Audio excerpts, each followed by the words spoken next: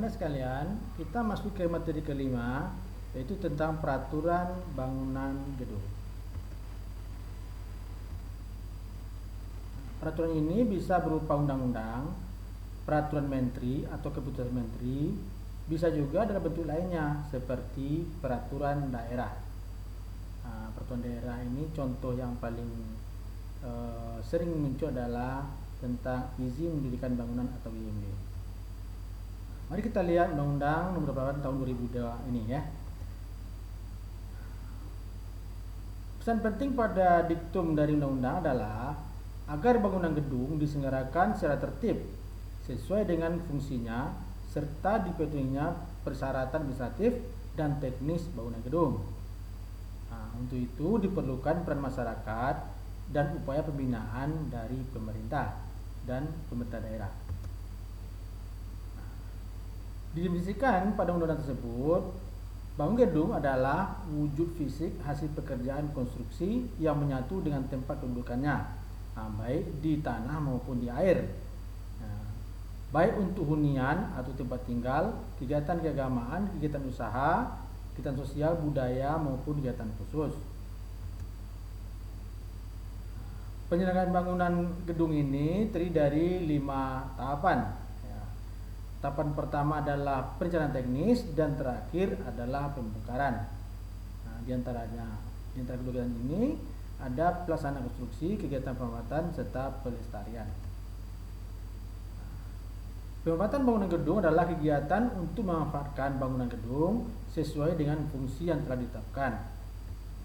Sementara pemeliharaan dan perawatan adalah pemeliharaan merupakan kegiatan keandalan bangunan gedung serta prasarana dan sarananya agar selalu dalam kondisi layak fungsi.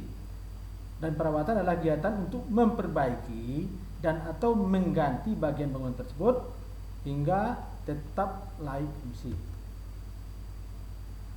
Pemeriksaan berkala adalah kegiatan pemeriksaan keandalan dan atau seluruh atau sebagian gedung ya, sehingga dalam tengah waktu tertentu dapat menyatakan kelaikan fungsi dari bangunan tersebut.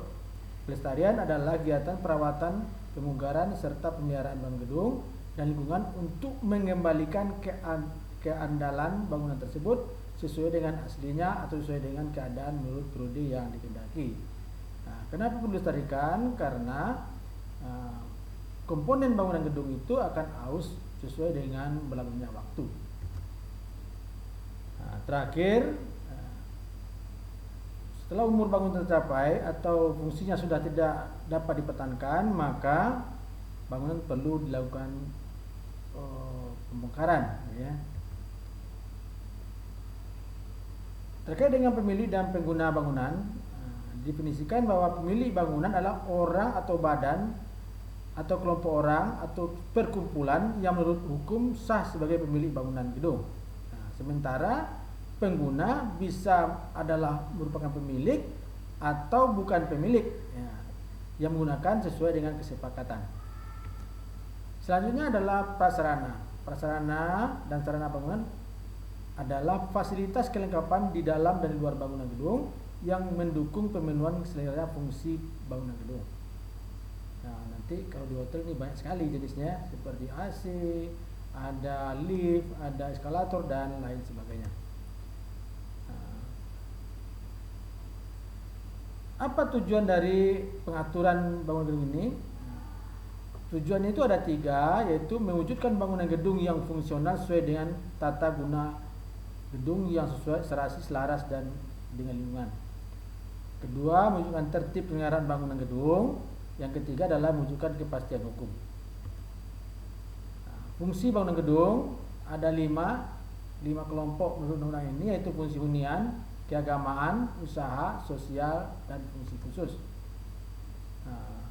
Sekarang persyaratan dari bangunan gedung itu ada persyaratan administratif, ya, berupa status hak atas tanah, status kepemilikan, izin pemilikan bangunan, dan sesuai dengan peraturan perundangan yang berlaku.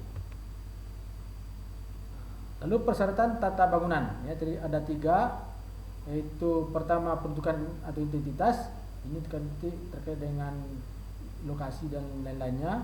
Lalu persyaratan arsitektur, tentu ini dengan keserasian dan keindahan, juga termasuk sesuai dengan kondisi sosiobudaya setempat. Terakhir adalah pengendalian dampak lingkungan. Jadi kalau kita yang bangun perlu memenuhi syarat lingkungan. Selanjutnya persyaratan keandalan bangunan. Ini diperlukan untuk keselamatan, kesehatan, kenyamanan, dan kemudahan. Ada hak dan kewajiban dari pemilik bangunan. Hak pemilik bangunan antara lain adalah mendapatkan pengesahan dari Pemda, melaksanakan pembangunan sesuai dengan perizinan yang ditetapkan, mendapatkan surat ketetapan bangunan gedung, mendapatkan insentif ya jika nanti bangunannya itu bukan bangunan yang dilestarikan, mengubah fungsi bangunan setelah mendapat izin Pemda, dan terakhir mendapatkan ganti rugi apabila bangunan dibongkar yang bukan diakibatkan oleh kesalahan pemilik bangunan. Lalu yang menjadi kewajiban pemilik bangunan adalah pertama menyediakan secara teknis rencana teknis dari bangunan tersebut. Nanti ini ada berupa gambar, RKS, rencana biaya dan lainnya.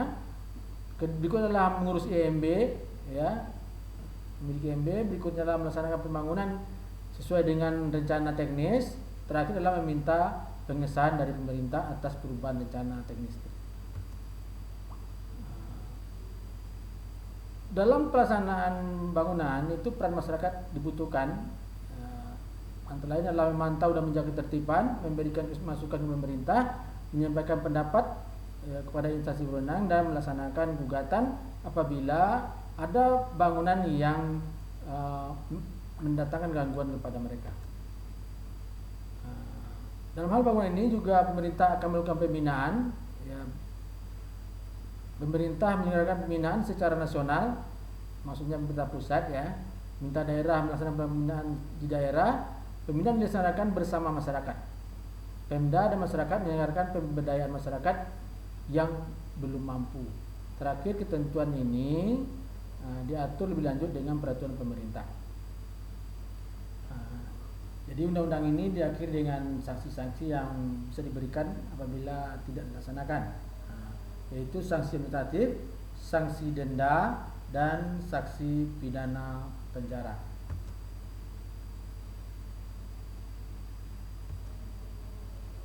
Demikianlah sedikit penjelasan tentang undang-undang. Dengan penjelasan ini mudah-mudahan Anda bisa untuk menggali peraturan lainnya dengan lebih baik ya. Semoga ini bermanfaat. Assalamualaikum warahmatullahi wabarakatuh.